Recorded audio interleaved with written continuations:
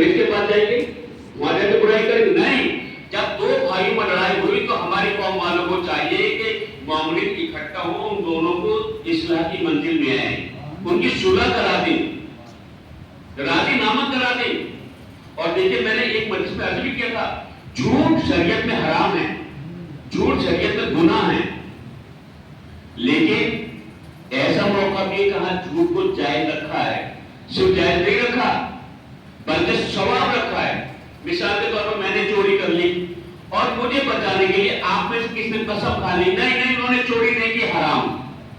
میں نے جوا کھیلا، پولیس نے مجھے پکڑ لیا، آپ لوگ نے نہیں قسم کھا، وہ تو پولیس لے ہی گئی، وہ جوا ہی نہیں کھیل لیتے، یہ بھی حرام. کہاں پر دیکھیں، جہاں پر جھوٹ بولنا چاہیے وہاں تو ہم بولتے نہیں، اور جہاں نہیں بولنا چاہیے وہاں ڈٹ کے بولتے ہیں. دو مومنوں میں اختلاف ہو گیا، انہیں ملانے کے لیے اللہ نہیں چاہتے دو مومن اختلاف کی منزل میں رہے، انہیں ملانے کے لیے ہم جھوٹ بول سکتے ہیں. کسی مومن کی جان جا رہی ہے، اس کی جان بچانے کے لیے ہم جھوٹ، بس اس کے علاوہ کہیں نہیں. لوگ کہتے ہیں کہ بزنس میں، تجارت میں جھوٹ جائز ہے، غلط. وہ بزنس نہیں رہ پاتا جس میں جھوٹ بولا جائے. لوگ کہتے نہیں مولانا اس پہ اتنا چل جاتا ہے، پتہ یہ بھی کہہ رہا مولانا اور یہ چل جاتا ہے، اس کا مطلب تو مولانا سے زیادہ جانتا ہے. ارے پوری تاریخ گواہ ہے، جس کے پیسے پر، جس کی روٹی پر، جس کے ٹکڑے پر پورا اسلام پل گیا. پورے عرب میں سب سے بڑا تجارت حضرت خدیجہ الکبریٰ کا. کہیں نہیں ملتا کہ خدیجہ نے ایک لمحے پر جھوٹ بولا ہو اور اپنے تجارت کے مال کو ادامہ دیا ہو. وہ اتنا پاک پیسہ تھا، اللہ نے کہا حبیب ہم نے تمہیں غنی کیا. جب رسول اسلام نے کہا خدیجہ مسلمان بھوک مر رہے ہیں، اسلام والے یہ فاقہ کر رہے ہیں، کچھ مال کی ضرورت تھی. سبحان اللہ، قربان جائے عظمت خدیجہ الکبریٰ پر. کہا سرکار آپ یہاں پر تشریف رکھیے.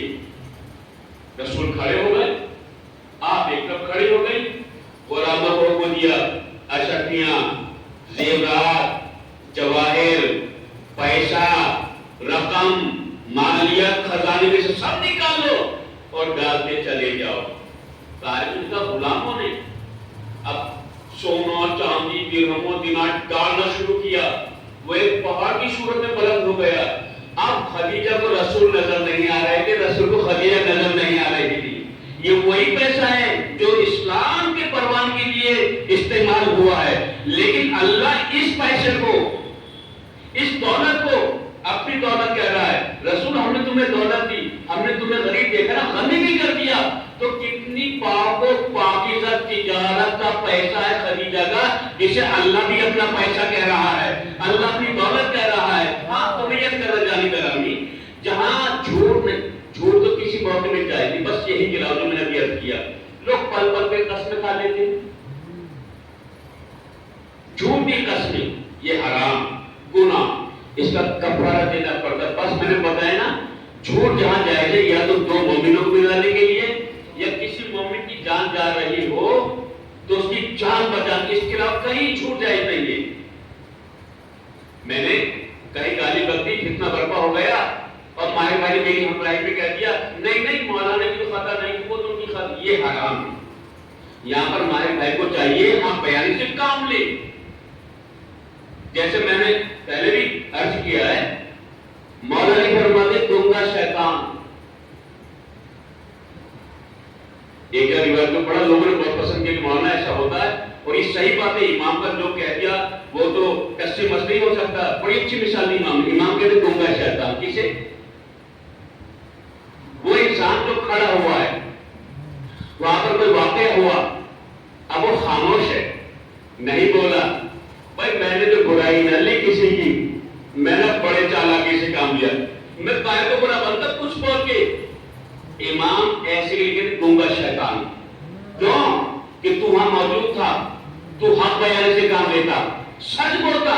یہ اور خاموش ہو کے چلایا نہیں، کہہ رہا کہ میں کس کی برائی لیتا. امام کہتے سچ بولتا، سچ بولنا چاہیے تھا، حق بیان کرنا چاہیے تھا. سماج میں جب کوئی واقعہ گزرتا ہے ایک تو لوگ سچ نہیں بولتے, ایک موقع پر نہیں بولتے, اسی وجہ سے سماج میں برائیاں پنپ رہی ہیں. نظامی گرامی, میں آپ کا غلطی سے بڑھ گیا, معافی چاہوں گا. یہ میرا کوئی مقصد جو کہنے کا تھا کسی مومن کا دل دکھانا نہیں تھا. میرے دل کو خوف ہے کہ ہماری شریعت میں اور ہمارے مذہبی جلوس میں, ہمارے ازا کے جلوس میں, ازاداری میں یہ واقعہ رونما ہوا, پورا ہوا. اچھا کیا ہوا, تھوڑی دیر کی, اور تو مطلب ہی نہیں کوئی بات نکل جائے, ہم چاہیں گے نکلے کیسے, چلے کسی نے اپنی طرف سے نکال لی تو برداشت کرنا کتنا اچھا بن. اب کیا ہے, ادھر والے بھی پریشان, ادھر والے بھی پریشان, ادھر والے بھی رسوا, ادھر والے بھی رسوا, ادھر والے بھی ذلیل, ادھر والے بھی ذلیل. یہ برداشت کر لیتے, جو برداشت کرتا سب اس کو واہ واہ کرتے اور کہتے ہیں تو نے بہت اچھا کام کیا. اب نہ تاریخ ان کے کوٹے میں جاتی ہے, نہ تاریخ ان کے کوٹے میں جاتی ہے. ضلالت ادھر چلی گئی, ضلالت ادھر بھی چلی گئی. تسلیل ہو رہی ہے, ادھر بھی تسلیل, ادھر بھی تسلیل. اچھا جب کام برا کیا جائے گا کون اچھا کہے گا, آپ اچھا کہیں گے, میں اچھا کہوں گا, ارے برے کو تو برا کہا جائے گا. مجھے دکھ ہے یہ جو واقعہ رونما ہوا. الحمدللہ امام حسین کے صدقے سے اور چار نماز کے صدقے سے مومنین کرام نے ایام اعظم بڑھ چڑھ کر حصہ لیا. مرثیہ خانوں نے اچھے انداز میں ذکر حسین کیا, انجمنوں نے اچھے انداز میں اپنا فریضہ ادا کیا, خطبہ اعظام نے اپنی ذمہ داری کو نبھایا. سب کچھ اچھا چل رہا تھا پورا محرم.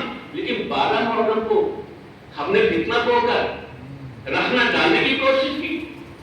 خدا را میری ہاتھ جوڑ کے آپ سے گزارش ہے, کسی مذہبی جلوس میں بلکہ کسی مذہبی صراحت میں گزارش ہے رکھنا پیدا نہ کر. خدا را میں ہاتھ جوڑ کے کرنا چاہتا ہوں تمام مومنین مومنات کرام سے, خدا را سمجھیں یہ ہمارے جلوس, یہ ہماری مجلسیں کیا اہمیت رکھتی ہیں. یہ معمولی اہمیت کی حامل نہیں ہے نظامی گرامی. یہ جس فرش ادب پہ آپ بیٹھے ہوئے ہیں یہ بڑے بڑے کو نصیب نہیں ہوتا. اس کی وجہ ہے جو سلیمان پیغمبر کے تخت کی فضیلت نہیں, وہ فرش ادب کی فضیلت ہے. اس کے بارے میں روایت لکھی ہوئی ہے کہ آسمان سے فرشتے فرش ادب پر آتے ہیں اور جب جاتے ہیں تو اپنے آپ کو مست کر کے اپنے پروں کو ایسے مست کر کے فرش ادب سے آسمان کی بلندی پر جاتے ہیں. اور جب آسمان کی بلندی پر جاتے ہیں تو آسمان کے رہنے والے فرشتے اس فرش ادب سے جانے والے فرشتوں سے پوچھتے ہیں یہ بتاؤ تم نے اپنے بدن پہ کون سا عطر لگایا ہے, کون سی خوشبو لگائی ہے. فرشتے کہتے نہیں ہم نے تو کوئی عطر نہیں لگایا, کوئی خوشبو نہیں لگائی کہ تمہارے پروں سے اور تمہارے جسموں سے ایسی مہک آ رہی ہے جو ہم نے کبھی سونگھی ہی نہیں, جس کا ہم نے کبھی احساس ہی نہیں کیا. وہ فرشتے کہتے ہیں ہم زہرا کے لال حسین کی مسجد کے اوپر سے اللہ سے مس ہو کے آ رہے ہیں.